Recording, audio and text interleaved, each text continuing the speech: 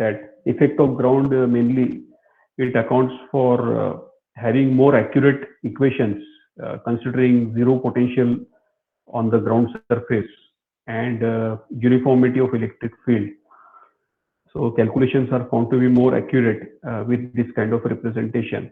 So that's why voltage on, let us say, phase 1, this is single phase line, but we are showing them to be more generalized equation V1 and V2. Later on we'll substitute. So V1 is the voltage of phase 1, V2 is the voltage of phase 2. So you can see this, these are the actually overhead lines. Okay, and their dimensions are indicated here, and these are the charges, right? Q1 and Q2. So voltage on this particular conductor using that electric field integration formula, it consists of 4 terms. Voltage induced due to the conductor itself, that is, so it shows this particular term, and due to its own charge, and then voltage induced due to the image conductor of the same charge, that is Q1, located at a distance of twice h1 with respect to the height. It is h1, and then inside the ground surface we imagine this to be the same height below the earth surface, so twice h1, right? So these 2 terms correspond to elements associated with charge Q1, and potential at this conductor is attributed by charge on Q2. So it has got 2 terms.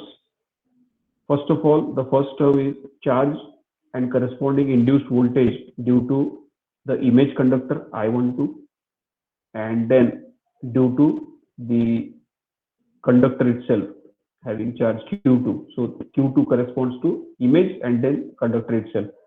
Distance from the image is I12, and then distance from the conductor is A here, A12. So notation is A12 and I12, but later on we are going to make them simple when we substitute single phase line conditions. Okay. Similarly, we can write equations for V2 due to charges Q1 and Q2. The numerator is distance from the image conductor, denominator is the distance from the phase conductor. Here also distance from the image of the conductor itself and distance from the center of the axis of this conductor all the way to its surface, ρ2. So these equations, these are very like common and can be derived from your basic understanding of potential and electric field and integration. Okay. So with this, we proceed ahead to the next slide. This we have seen to some extent yesterday also. So those 2 equations, they can be arranged in the form of matrix. 2 voltages are there, voltages on the 2 phases, right? So V1 and V2.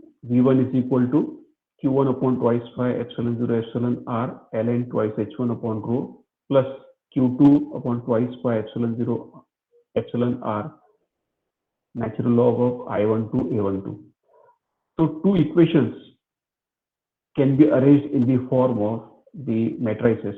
V1 is equal to this into this plus this into this, right? And V2 is equal to first term again. So this is a 2 by 1, this is 2 by 2 and 2 by 1 matrix. So product of these 2 will result in the elements V1 and V2. This can be written in a notation form as vector, this matrix V is equal to P into Q upon twice pi epsilon 0 epsilon r. So this is a voltage column matrix, and this is the coefficients matrix 2 by 2, and this is a charge matrix. Voltage matrix is equal to some column matrix and then this coefficient matrix multiplied by the charge matrix. Here we come across a very important fact that the coefficients of the matrix P, right? The coefficients of the matrix P are all known as they are dependent on the dimensions of the line and conductor configurations of the tower. You can observe here that all the elements of this 2 by 2 matrix, that is matrix P, it consists of height of the conductors and then dimensions, that is radius of the conductor, and similarly distance of these conductors from the other conductor. So this means conductor configuration on the tower. Tower dimension will decide how far the other conductor is. So A12 will be that decided, and then so also the distance from the image of other conductor. So all these things which are calculated here on the matrix or represented here on the matrix, they are actually dependent on the dimensions. They are all dependent upon the dimensions of the line and conductor configuration. So we can say here that voltages can be calculated from the charge coefficients or charge matrix by using the something called as a matrix P. So what is this matrix P? Basically matrix P consists of elements which are known as Maxwell's potential coefficients. The elements of the matrix matrix P, which are dependent on the dimensions of the line, they are called as Maxwell's potential coefficients. So this is very quite obvious. Actually, whatever electric field and charge correlations that we use, behavior of electric and magnetic fields is primarily governed by the four main equations which are derived by the scientist Maxwell. Okay, so that's why the coefficient also, these are represented as Maxwell's potential coefficients, and they relate charge with the potential. Okay. Now we do a bit of simplification that for a single phase line, the potential V1 and V2 can be represented as a simple voltage V, right? These are not two different voltages, rather they represent a single phase. So we can represent them, we can calculate voltage on any one of the lines as V, right? And of course, this is a voltage with respect to the ground.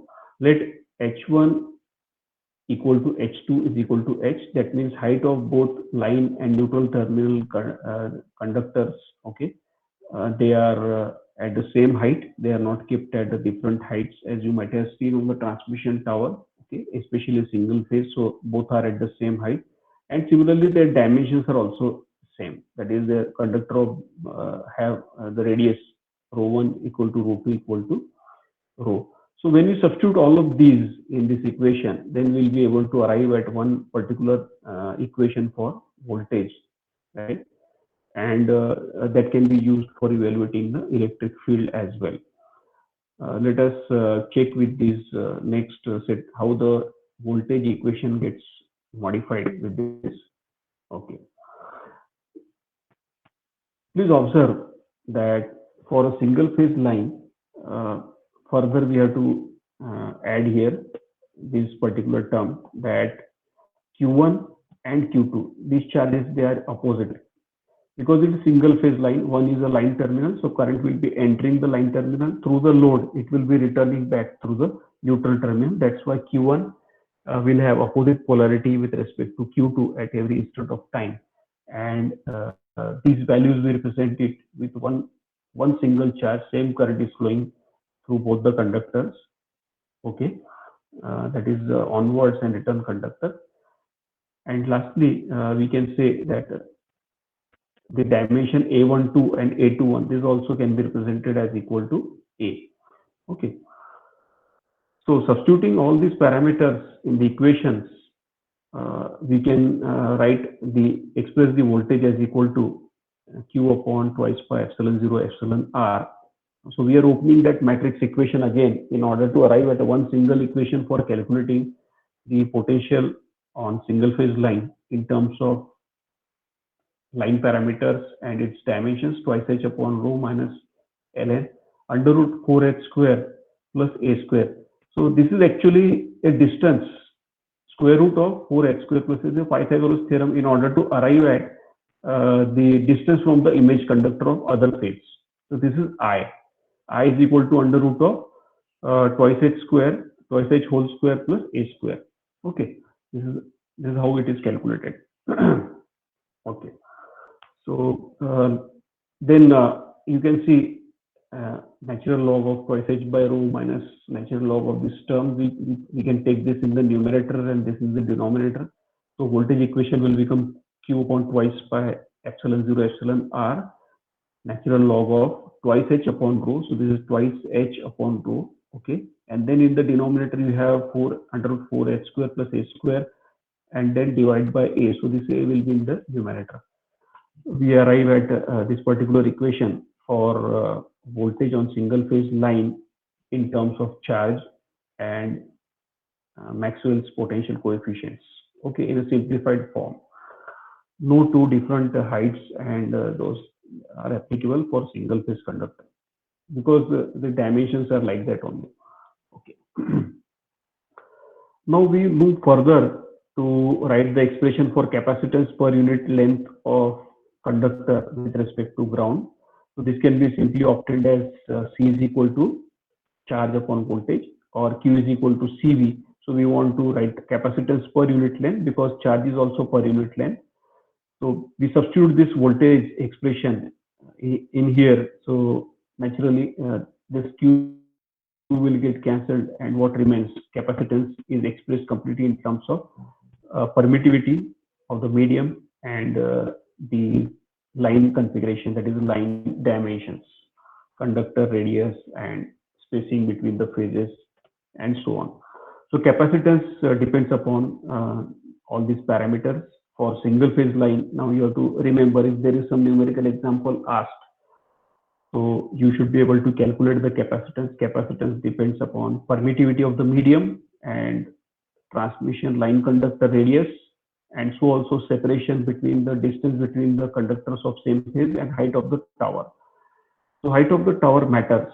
It decides the capacitance. That is the idea that you get. Capacitance between the two conductors will be 1/2 of this value because this capacitance with respect to ground. So you can imagine that two capacitances are connected in series, and naturally when you want to calculate the capacitance between the conductors, that is line and neutral, it will be 1/2 of this value. So when you say 1/2 of this value, it will be like pi epsilon 0 epsilon r. So 2 will get removed. That will be conductor with the capacitance between the two conductors. Okay. So this is the idea. Now let us move ahead further. Okay. Once you know the capacitance with respect to the ground, sometimes you may be required to calculate the charging current of each conductor. Whenever single phase line it is connected to the source, right? And while we are yet to switch on the load onto it, right? It draws certain charging current. So that charging current can be calculated by using this particular formula as twice pi FCGV, where this CG is a capacitance to ground. Already we have seen expression in the previous slide, and F is the frequency of supply, and V is the rated system voltage. Okay, so that's voltage with respect to the ground per phase. It's a single phase, so that's not a problem. Okay. But this, of course, this expression is not very complicated. It is actually I is equal to V upon XC, isn't it? And then XC is actually 1 upon twice pi FC. So this 1 upon twice pi FC will be coming into the numerator. So twice pi FC multiplied by V is how you calculate the current drawn by the capacitor in general, and in this case by a single phase line. Next is once we know the value of current, we can also calculate the charging reactive power. Whenever a single phase line is energized, even if there is no load connected, still it will be drawing some amount of reactive power due to the ground capacitances, and that particular value can be calculated as V square by XC. Here again, XC will be is equal to 1 upon twice pi FC. So it will come in the numerator. So twice pi FC times V square volt ampere reactive. This is the unit. So these are the various equations that we have to remember as far as the calculations of voltage of single phase line from the charge is concerned, and similarly capacitance with respect to ground, capacitance between the conductors, and then the charging current drawn by the single phase line due to this ground capacitance and charging reactive power. So this way we understand how the effect of ground comes into the picture and how it is taken care. Okay. Let us now move ahead further in order to understand the charge potential relation for multi-conductor line. The next thing that we are going to study here is in terms of charge potential relation for multi-conductor lines. Okay. So what happens is that we have seen the equation. We have seen the equation in terms of single phase line, right? And for single phase line, there were only two conductors, and the voltages of these two conductors, it was represented as V1 and V2, isn't it? But there may be a situation where there can be three-phase or multi-phase conductors, isn't it? In that case, what will happen? How will be the changes taking place? So naturally, you have to realize that the same form of equation will be applicable, wherein there is a column matrix of voltages of those conductors. Okay, let us say V1, V2, V3, V4, V5, and this will be equal to the matrix P, Maxwell's potential coefficients, right? And then the charge column matrix, okay, Q upon 2 by epsilon 0 epsilon R. So if there are multiple conductors lines, naturally this V will have as many number of turns as number of conductors. Okay. For single phase, we had only two conductors, so V1, V2. But for three phase, it may be V1, V2, V3. Or maybe it is a polyphase, V1, V2, V3, and so on up to Vn, and this T represents transpose. That means I am writing this one in a row format, but you can consider this to be a column matrix. That's why I've written here T, that is a transpose. Okay. Similarly, this matrix, charge coefficient matrix, rather the charge matrix, right? Q upon twice by epsilon 0 R. This will also be a column matrix, wherein 1 by twice by epsilon 0 epsilon R is a common term, right? But charges corresponding to conductor 1 will be Q1, conductor 2 it will be Q2, and likewise if there are polyconductors, multi number of conductors, so corresponding charge will be Qn, and this is a transpose. So this is a column matrix, this is a column matrix, right? And this one is a square matrix. Okay. So if there are n terms here, so this will be n by this will be n by 1 matrix, this is n by n matrix, and again this will be n by 1 matrix. So this is a square matrix, right? So what is there in the square matrix? Now we have to realize what is there in the square matrix. So the square matrix will primarily have two kinds of terms, right? So first set of terms will be the diagonal elements PII. Okay, PII. There's a diagonal matrix. This is the diagonal element of the square matrix PII. Let us say P11, P12, right? All these terms, they represent the Maxwell's potential coefficients for a particular line conductor due to charge on its own conductor and its own image, right? So self. So P11, P22, P33, PNN. This is a Maxwell's potential coefficient term, diagonal elements. This will depend upon the charge due to the conductor itself, that is ith conductor, and its corresponding image conductor below the ground. So that's why this is R equivalent I twice HI, II, okay, due to the conductor itself and its image.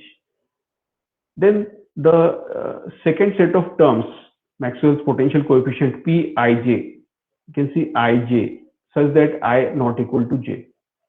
Here there is no J, so there is no question.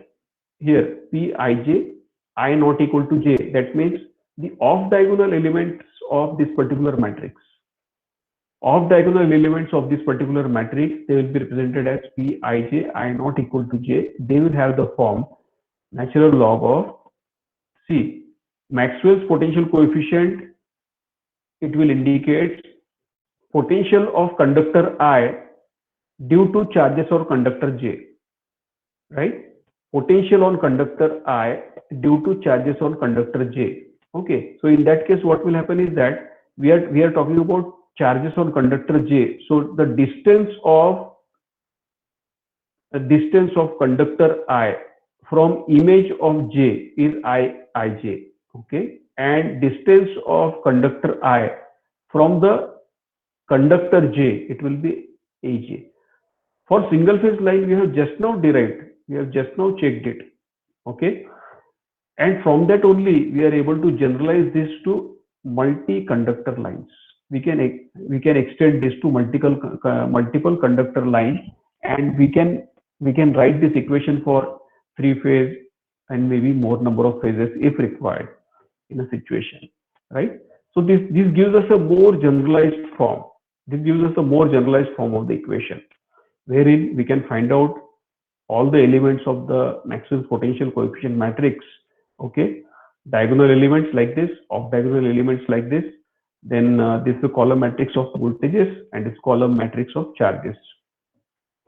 So let us move ahead further, and you have to remember that this kind of equation will be used for arriving at equations with respect to the 3-phase line, because most of the transmission that takes place at extra higher voltage, very rarely it will be single phase. It will be always 3-phase. So then there may be a question in our mind as to why we were discussing the single phase then. If we are worried about 3-phase directly, only 3-phase is possible to the transmission. But the idea is that whenever we arrive at a very complex set of equations, it is always easier to start with a basic configuration, maybe one conductor, okay, one point charge. So we understand the equations, how they are getting modified gradually, okay, and then how they arrive at a general form which can be applied to 3-phase also. So that is the idea.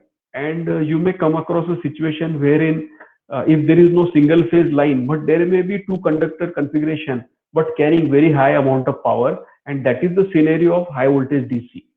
In high voltage DC, you have got only 2 conductors, positive terminal, negative terminal, okay, or positive pole and negative pole, and they will require such kind of calculation that we have used for a single phase line, isn't it?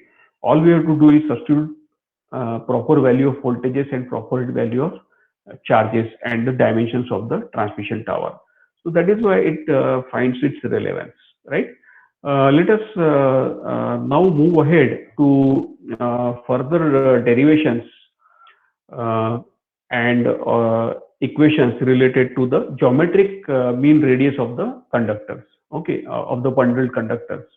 So with this, we also get introduced to the bundled conductors that are used in the transmission network. Please see here that we are trying to write the equation. This is not a derivation. We are just expressing the equation for geometric mean radius of bundled conductors. Bundled conductors are basically conductors wherein you are having not a single particular single solid conductor as a transmission line. You must have seen transmission line cross section. It generally consists of several number of conductors placed in the form of a bunch, okay, and so also every single particular line every single phase consists of maybe 2 or 3 different conductor sets forming a bundle, okay. आपने देखा होगा specially जो बहुत बड़े high voltage के जो transmission network रहते हैं, if we generally travel outside the city place, okay, then you come across maybe transmission line conductors which are a set of 4 conductors in one bunch. So that is a very good example of bundled conductors. 4 conductor बनकर एक conductor form करता है क्योंकि power इतना ज्यादा रहता है, current इतना ज्यादा है उसी वोल्टेज लेवल पे. So that is an example of bundle conductor, and that can be seen very easily. So in such a case, whenever you have maybe two, three, or four conductors, तो transmission line पे suppose R phase है, Y phase है, B phase है, तो R phase के अंदर एक की जगह दो दो कंडक्टर रह सकते हैं, या फिर आर फेज के अंदर चार चार कंडक्टर एक साथ, तो चार चार कंडक्टर का ऐसा एक सेट रहेगा. तो they will be close to each other because they are representing same phase, and they will be carrying four times the current. Okay, so in such a case, what happens is that the geometric mean radius, whenever there are conductors are bundled conductors, we would like to calculate the mean radius of such bundled conductors. Maybe 2, 3, 4, or 6 conductors are there in each phase. Okay, so whatever calculations that we have seen earlier to this, equations we have seen, they were representing, let us say, single phase line. So two conductors were there. Within each conductor there can be several subconductors forming a bundle. So how to calculate the equivalent radius? So equivalent radius can be calculated based on the formula R equivalent is equal to R nr by R raised to power 1 by n, where what are all these notations? So some of the notations that you are coming across newly in this particular regard is the radius. It's the radius that is called as a bundle radius. Okay, and then second thing that you are coming across is B, this next dimension. All these are dimensions except n. N is the number of conductors, okay, within a bundle. So this is number of conductors, right? These are other subconductors within a bundle. Okay, R is the radius, bundle radius. This is a bundle spacing. B, spacing between adjacent conductors of the bundle, and then small r is radius of each subconductor. Radius of each subconductor, there may be 3, 4 subconductors, so एक एक का जो radius है वो r रहेगा, लेकिन effective उस bundle का इक्विवेलेंट रेडियस जो है वो geometric mean radius, that has to be calculated like this. Okay, this formula we are going to use for solving the problem at a later stage, but you have to remember that this is very mainly it's geometry oriented, based on what type of conductors are used, what is the number n, and then what will be equivalent radius. Okay, so just remember this one, and we proceed further and come across a very important derivation here. Okay, very important derivation which is called as the cosine law of voltage gradient for two conductor bundle. This is very, very important. Surface voltage gradient on bundled conductors. So we are arriving at this particular behavior of bundled conductors. Okay, bundling of conductors is done in order to minimize the electric stress, in order to balance out the transmission line reactances. Okay, then transposition of conductor is also done in order to minimize the line reactances. Okay, and have maximum power handling capacity. Okay, so the very basic type of bundle conductors that can be considered is two conductor bundle. Okay, and many a times this question is asked in the examination, derive the surface voltage gradient for a two conductor bundle. Alternately, the question is obtain the cosine law of voltage gradient for two conductor bundle. So very important thing that we have to realize. Now kindly focus your attention on the diagram that is visible here. You can see here we have indicated one dotted circular diagram here. It indicates that this is a particular one phase conductor. This is a one phase conductor, maybe a line conductor or a neutral conductor in single phase line. Earlier we have drawn a diagram where we were showing two different conductors. One was a line conductor and other was a phase conductor. Okay, but in this case we are trying to go into further detail. Now we are considering any one phase, let us say any one line conductor, and within that single line conductor we can have two subconductors. So that is called as a bundle. Okay, that is what is called as a bundle.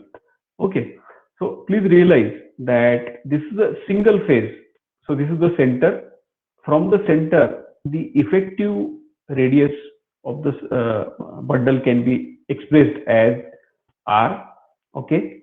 Spacing between the conductor can be represented. Adjacent spacing is B, right? Charge on each of the conductor is total charge divided by the number of subconductors. So you can observe here that actually there are two subconductors here.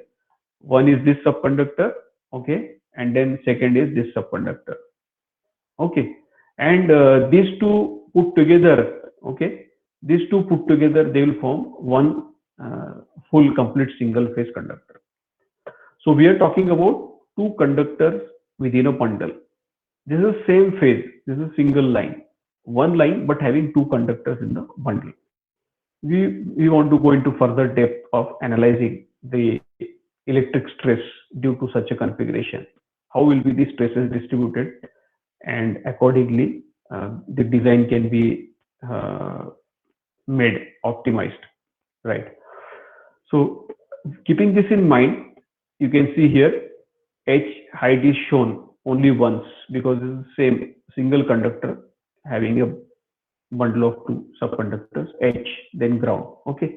So we say that let Q be the charge on the bundle. Therefore, if there are two subconductors, fine, then the charge per unit length of each of the individual subconductor will be total charge divided by N. So small q is equal to capital Q by 2. Total charge is Q and charge per subconductor will be Q by N. So N is equal to 2 here. So it will be Q by 2, right? Now we move ahead further. So derivations, these are fairly simple. Those who are good at electromagnetic field equations, they will be able to realize it very easy. Okay. Now there are certain assumptions related to this derivation, and those assumptions will again they are meant for simplifying the equation. To start with, the equation should look as much simple as possible, okay, and then later on the conditions can be added and it can be made more generalized. So what are the different conditions? First and foremost, you can see the first one, the conductors of other phases. The conductors of other phases are far away from the bundled conductors. Okay, so this means separation between phase conductors is much larger than the separation between the conductor subconductors within the bundle. एक bundle के अंदर जो है वो काफी कम distance रहता है, जो दूसरा फेज है वो इसके मुकाबले काफी दूर है. That is what is mentioned here. Okay, the conductors of other phases are far away from the bundled conductors. Next, similarly the image conductors are also very far from the bundled conductors and field configuration is considered to be uniform. क्योंकि हम एक ही phase के सब conductors की बात कर रहे हैं, तो एक ही फेज के अंदर जो सब कंडक्टर्स है उनका डिस्टेंस जो है b वो काफी कम रहता है compare to the tower height and similarly compare to the distance with respect to the other phase conductors on the tower. And since the distance is small, we can assume that the field will also be uniform. So this will make things much simpler in terms of arriving at the derivation component. Okay, so let us check with the voltage gradient inside the bundle. Okay, so what I mean to say voltage gradient inside the bundle, we have to refer to the diagram just once. Okay, there I'll tell you voltage gradient inside the bundle. Okay, so you might have experienced that actually there are two conductors. Okay, so those two conductors can be represented in the horizontal form. Okay, let us go back to the diagram once. Here it is. Okay, so subconductor 1, subconductor 2. We are trying to calculate electric field stress on the inner side of this bundle, so somewhere here on the surface of one of the subconductors, and then we are also going to calculate the electric stress on the outer side of the bundle in order to find out what is the distribution of electric stress. So this distribution from inner side to outer side or over the complete range of these bundled conductors is what is called as a cosine law. It follows some sort of a cosine nature with respect to the electric field and its location. Okay, so let us go to the further slide from where we came back here. So voltage gradient inside the bundle EI, it is represented inside EI, electric stress, voltage gradient E. Okay, electric stress. This is equal to Q upon twice pi epsilon 0. So generally, if there is only a single subconductor or a single conductor, it will be Q upon twice pi epsilon 0, 1 upon R. R is the distance where we want to measure the stress. But there are two subconductors. So distance from the conductor itself is the radius of the conductor, 1 by R, minus distance from the other subconductor. So this is 2 by B. Is actually equal to R, 1 by capital R. This is 1 by capital R. Okay. If you observe the diagram, actually the distance is equal to B. So we should have written here this as equal to 1 upon B. This should have been 1 upon B. But there is something called as a stress doubling effect. In bundled conductors, it is observed that there is a stress doubling. That's why this is not 1 upon B, rather this is 2 upon B, and 2 upon B is nothing but R. 2 upon B is actually equal to capital R. That is the effective radius of the bundle. So these dimensions, of course, when you keep the diagram on the one hand, it will be much more clear to you, right? So EI is equal to Q upon twice pi epsilon 0. As we did in case earlier also, we have seen such an expression where there were two terms, right? First term and then minus the second term. First term minus the second term. Because we are trying to find out the electric field inside the bundle. So inside the bundle, one of the conductor is on the left hand side of that point and other conductor is on the right hand side. That's why there is a minus sign. That's why there is a minus sign. आपको याद होगा कि पिछला एक जो ऐसे derivation किया था वो यहाँ पे प्लस साइन था क्योंकि वो सिंगल फेज लाइन थे. सिंगल फेज लाइन में एक कंडक्टर के ऊपर चार्ज पॉजिटिव था, दूसरे पे नेगेटिव, तो नेगेटिव चार्ज की वजह से वो साइन पॉजिटिव हो रहा था. पर यहाँ पे क्या है कि both the conductors have the same charge as Q by 2. They have the same polarity because they are actually subconductors of the same phase. So that's why minus 2 by B. And then we substitute this as Q upon twice pi epsilon 0. Then we can take some terms outside. Okay, please remember that this small q is actually capital Q by 2. So that's why this 1 by 2 is written separately. And then of course 1 by R is taken outside. So inside what is remaining is 1 minus. So since 1 by R is taken outside, so it will be B by 2 is 1 by R. So this is small r upon R. Right. So this is a vital equation that is obtained for the voltage gradient on conductors inside the two conductor bundle. Its expression is like this. Okay, some terms are common and then 1 minus R by R. R is the radius and this R is the effective radius of the bundle. Okay, this is the radius of individual subconductor. Since number of conductors are 2, so relationship between R and B, separation between the conductors is R is equal to B by 2. This is like a diameter. They are present on the diametrically opposite corners of the bundle. That's why it's B by 2. R is equal to B by 2. Please understand that the voltage gradient on the inside of the bundle, as we realize through the equation, that it has got a negative term here. So it will be realized that actually this is the minimum stress. Inside the bundle, the electric stress is minimum, and it is given by this particular equation. We move on to write the expression for voltage gradient on the outer side of the bundle. So let us check with the equation here. We would like to find out the voltage gradient at a point outside the bundle. Okay. fortunately we have a diagram here. You can see earlier we have calculated the electric potential somewhere here inside of the bundle, okay, in the previous slide. And now we are trying to find out the electric stress on the outer side of the bundle at this point. Okay, so what will happen is that if we try to evaluate this term, you can see here, okay, on the inside of the bundle, the electric fields, they are cancelling each other. The electric fields, they are cancelling each other. This one, okay, is realized. On the inside of the bundle, one charge is on the left, other charge is on the right, and they have the same polarity. That's why electric field is cancelling each other. That's why we had a negative sign in the term that we have used in the previous slide.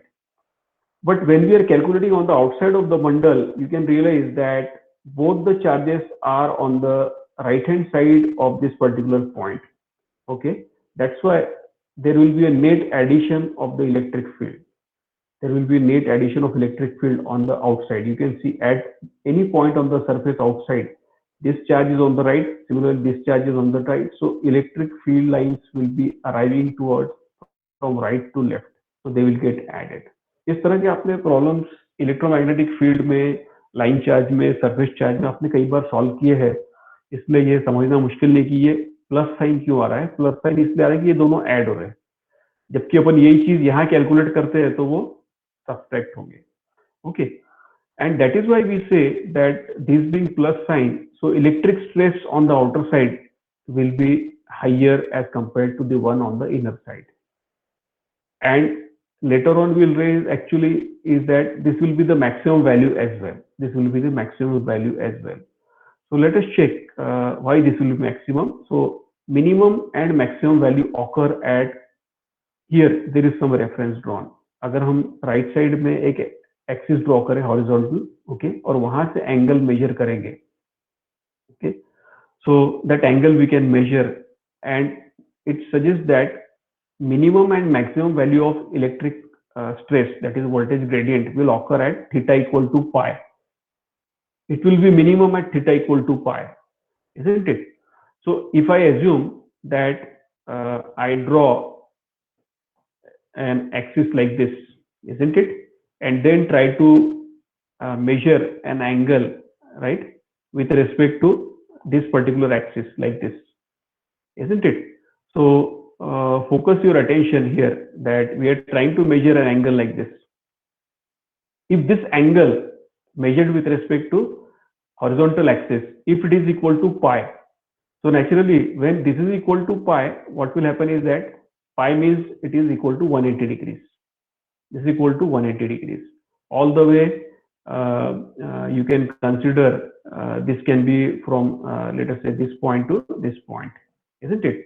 So when theta is equal to pi, the stress is minimum. Previous expression. Why it is minimum? Why it is minimum? It is because the conductors are arranged in the horizontal configuration. The conductors are arranged in horizontal configuration. So whatever electric field lines are emerging at a point here inside the bundle, there will be a net cancellation. Okay, there will be a net cancellation. Okay, one of the field it is from the right to left, other is from left to right. Okay, consequently there is a net cancellation. That's why the value of field will be minimum. And on the outer side, exactly reverse is happening as I have drawn in the diagram, that net there will be addition of the field components. For any other orientation, let us say if I have one component like this and maybe the other component are like this, okay, and if I try to add these two, then naturally this addition will always come less than the direct addition along the same line, because they are not in the same direction. दो vectors है, अगर हमने उनको, वो दोनों भी एक ही direction में है, तो उनका एडिशन हमेशा ज्यादा आएंगे. तो for any other value of angle theta, right, for any other value of angle theta in this range, you cannot get value of field surface voltage gradient to be either maximum or minimum. theta should be equal to pi, then only it will be minimum, and theta should be equal to 0, then only it will be maximum. For any other orientation, for any other value of theta, the resultant will not be reaching its peak value as explained by these equations. Okay, so what we do is we actually define an average value, which is a common term in either equation, as q upon twice pi epsilon 0 1 by 2 1 by r. This is a common value for both the equations. Okay, and variation of the surface voltage on the gradient on periphery can be approximated to a cosine curve. Something which becomes minimum at theta equal to pi and maximum at theta equal to 0. So it cannot be anything other than a cosine value. So cos of 0 is equal to 1 and cos of pi is equal to -1. So we incorporate this positive and negative sign in terms of theta as a cosine curve. Okay, and that's why we finally arrive at such an equation wherein E theta will be equal to certain average value as defined here, multiplied by 1 plus r upon r cos of theta. You substitute theta equal to pi, this will become -1. You get a minimum gradient inside the bundle. You substitute theta equal to 0, and this will become plus r upon r, and you get a maximum gradient that is outside the bundle. Okay, of course, here as I'm explaining, right? Please note that there is a slight correction here, that this is not EI. Kindly understand this is actually outside the bundle. So I should have written this as E0. This is not EI. This should be E0. Maybe in taking the equation. So I just did not modify, but the rest of the things are same. This is not EI. This is E0. Okay. So that is what the idea. Okay. Almost like we are on the verge of completion of this particular derivation for surface voltage gradient. Let us check with the curve that is obtained by plotting this equation E of theta with respect to these values, and that will conclude the today's discussion. Let us move to the next slide. All right. So cosine law of variation of surface voltage gradient, that is E, electric field with respect to theta, a point where we want to measure the surface voltage gradient, can be represented in the form of this characteristics, where y-axis is electric stress having certain average value q upon twice pi epsilon 0, okay, 1 by r. That's a common term, right? Average value. And when theta is equal to 0, the value is maximum, so it's a cosine curve, right? And when theta is equal to 90 degrees, what will happen is that it will reach the average value, because second term will vanish. So it will be only E average multiplied by 1. And again, at theta equal to pi, it will become maximum negative. Okay, or you can consider in terms of absolute value, it is a minimum value. It is a maximum value, it is a minimum value. And this variation will continue as we change the value of theta, as we change the location of point where we want to measure the electric stress on the surface of the conductor. Okay, for any other value of theta, this cannot be maximum or minimum. So you can see here theta has to be 0 or pi. For all other values, it follows the cosine characteristics. So this is about the cosine law of variation for two conductor bundle. We will stop here.